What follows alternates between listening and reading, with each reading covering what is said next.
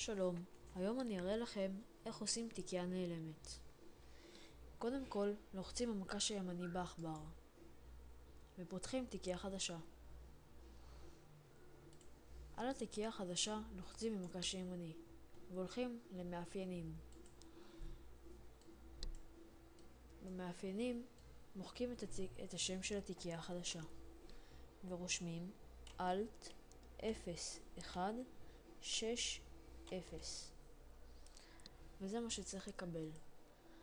ואז הולכים להתאמה אישית, ואז לשינוי סמל,